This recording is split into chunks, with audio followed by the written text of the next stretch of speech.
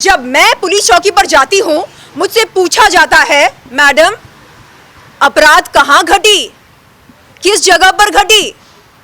Jurisdiction का नियम मुझ पर लागू होता है।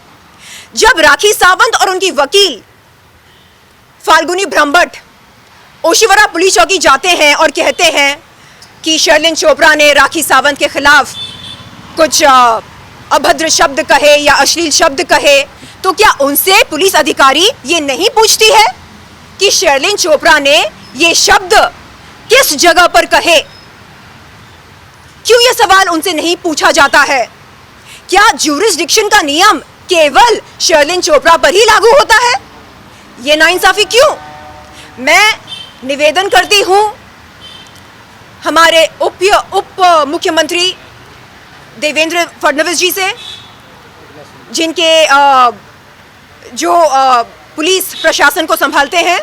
सर, मैं आपसे निवेदन करती हूं कि आप तत्काल एक कमेटी का आयोजन करें जो ये पता लगाएं कि रातों रात ऐसी क्या मजबूरी थी ओशिवरा पुलिस चौकी के पुलिस अधिकारी पर, जिन्होंने बगैर सबूतों के जांच पड़ताल के शर्लिन चोपड़ा पर आईपीसी 509 की धारा लगाई। 8 नवंबर की शाम को राखी सावंत और उनकी वकील फाल्गुनी ब्रह्मभट्ट के खिलाफ एफआईआर दर्ज हुई अंबोली पुलिस चौकी में। आप देख सकते हैं, ये उस एफआईआर की कॉपी है।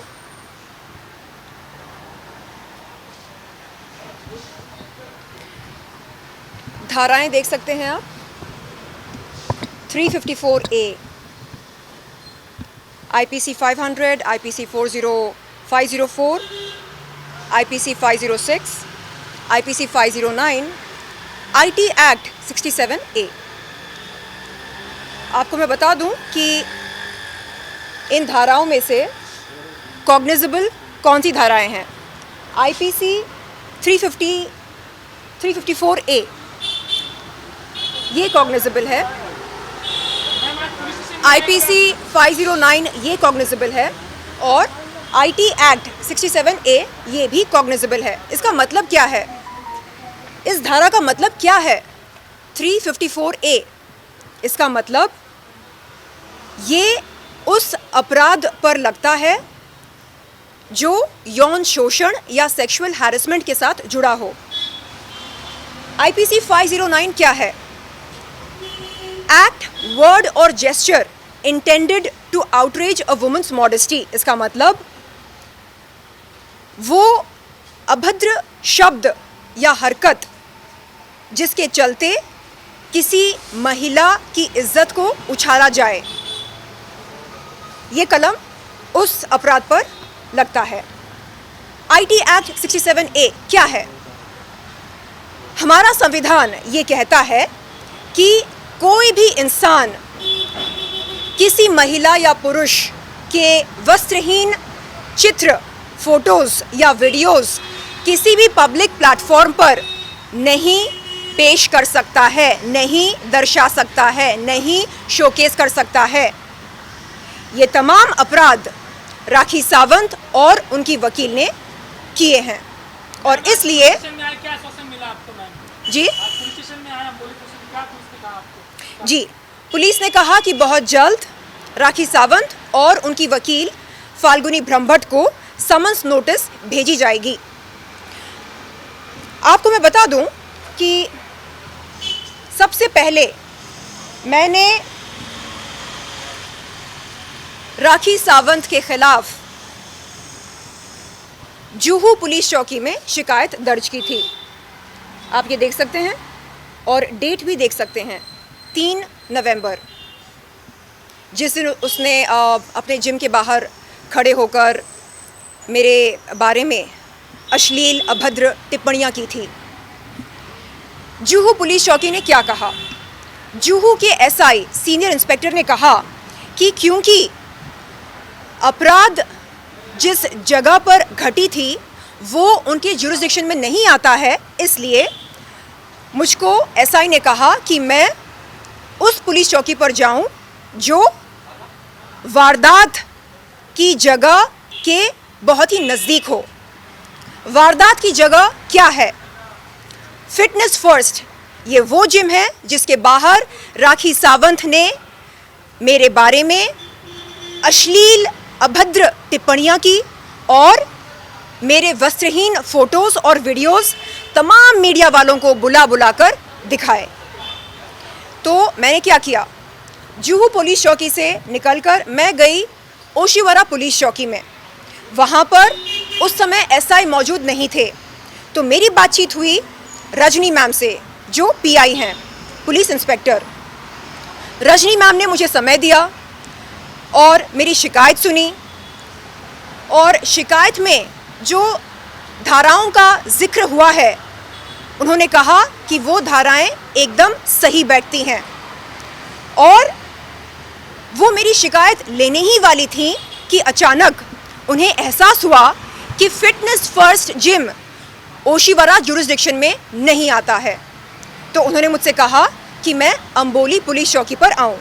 मैं यहाँ पर आई और मैं धन्यवाद देती हूँ अंबोली पुलिस चौकी को, जो उन्होंने मेरी शिकायत स्वीकार की, मेरा बयान लिया और सबूतों को अच्छी तरह से वेरीफाई किया, जांच पड़ताल की सबूतों की। उसके बाद एफआईआर दर्ज किया राखी सावंत और उनकी वकील फाल्गुनी ब्रह्मभट्ट के खिलाफ। सबसे पहले जो आपने एग्जैक्टली आपने बहुत ही सही सवाल पूछा और अच्छा सवाल पूछा। कल रातों रात राखी सावंत और उनकी वकील फाल्गुनी ब्रह्मभट्ट ने मेरे खिलाफ एक काउंटर एफआईआर दर्ज कराया। कहाँ? ओशिवरा पुलिस चौकी में। मैं यहाँ से तत्काल ओशिवरा पुलिस चौकी जाने वाली हूँ।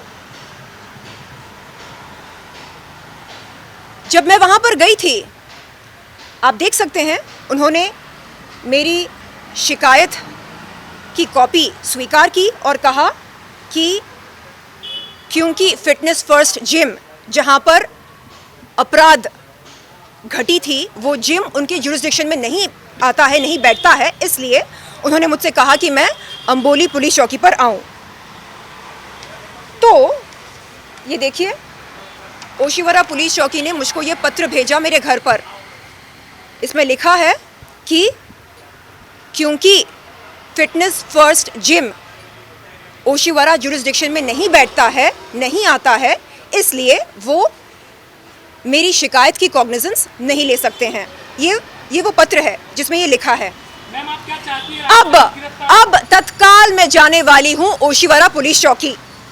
मैं जाकर वहाँ पर ये पूछने वाली हूँ कि रातों रात ऐसी क्या मजबूरी आ पड़ी उस पुलिस अधिकारी पर जिन्होंने मेरे खिलाफ एफआईआर दर्ज किया। मैं जानना चाहती हूँ कि क्या आईपीसी 500, आईपीसी 504, आईपीसी 506 क्या ये कॉग्निजेबल हैं, ये धाराएं? इसका जवाब है नहीं, ये नॉन कॉग्निजेबल हैं। अब बचा क्या उनके एफआईआर में? कौन सी धारा बचती है? आईपीसी 509, ये धारा उन्होंने मुझ पर लगाई। क्या ये धारा एक पीड़ित महिला पर जो इंसाफ की लड़ाई लड़ रही है उस पर लागू होती है?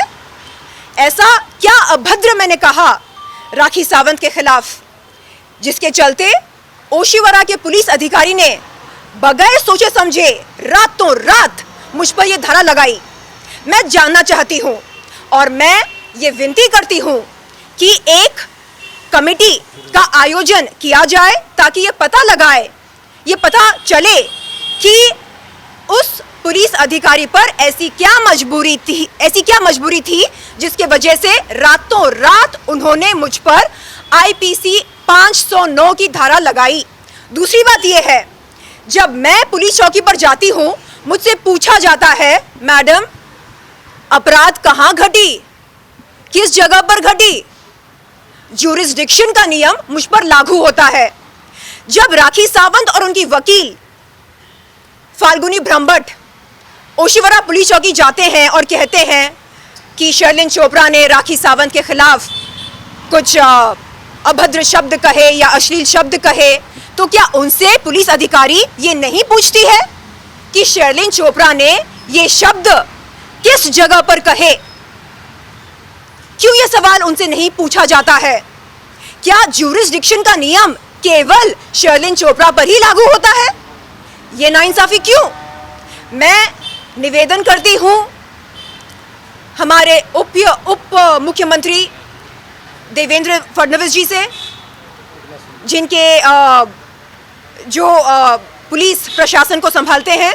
सर, मैं आपसे निवेदन करती हूं कि आप तत्काल एक कमेटी का आयोजन करें जो ये पता लगाएं कि रातों रात ऐसी क्या मजबूरी थी ओशिवरा पुलिस चौकी के पुलिस अधिकारी पर, जिन्होंने बगैर सबूतों के जांच पड़ताल के शर्लिन चोपड़ा पर आईपीसी 509 की धारा लगाई। मैं आपसे पूछती हूं, एक महिला अगर मुझे वैश्या कहती है तो क्या मैं उसका जवाब ना दूं? मैंने केवल इतना कहा कि एक पब्लिक इवेंट में मेरी मुलाकात हुई थी राखी सावंत से, और उस पब्लिक इवेंट में राखी सावंत ने स्वयं मुझको ये बताया, ये जानकारी दी कि उसके पास मेरे इवेंट क्वेरीज आते हैं। मैंने पूछा, राखी, मेरे इवेंट क्वेरीज तेरे पास क्यों आते हैं? उसने कहा कि वो प्राइवेट इवेंट्स की बुकिंग्स लेती है। इस जानकारी के चलते मैंने मीडिया के सामने ये बात रखी। मैंने कहा कि हाँ, वो दलाल है। अब मैं आपसे पूछती हूं, क्या दलाल एक ऐसी गाली है जिस पर आईपीसी 509 की धारा लगनी चाहिए? क्या स्टॉक मार्केट में, क्या रियल एस्टेट में दलाल शब्द का प्रयोग नहीं किया जाता? दलाल वो इंसान है जो दूसरों की कमाई से कमीशन लेता है। देखिए, मैं ये कह रही हूं कि जब मैं पुलिस चौकी पर जाती हूं शिकायत दर्ज करने, तो सबसे पहले मुझसे कहा जाता है कि मैं सबूत पेश करूं। उसके बाद मुझसे पूछा जाता है कि क्या जो वारदात घटी है वो जगह उनके ज्यूरिसडिक्शन में आता है या नहीं आता है। तो इस तरह के सवाल क्या राखी सावंत और उनके वकील फाल्गुनी ब्रह्मभट्ट के सामने पुलिस अधिकारियों ने रखे या नहीं? मुझे ये जानना है कि क्या भारत देश में आने वाले समय में अगर लोग चर्बी की दुकान, अश्लील, वाहियात, बदजात, घिनौनी, दलाल, इन शब्दों का प्रयोग करें तो क्या उन तमाम लोगों पर आईपीसी 509 की धारा लगेगी? मैं जानना चाहती हूं कि क्या कानून हम सब के लिए अलग है या हम सब के लिए एक समान है?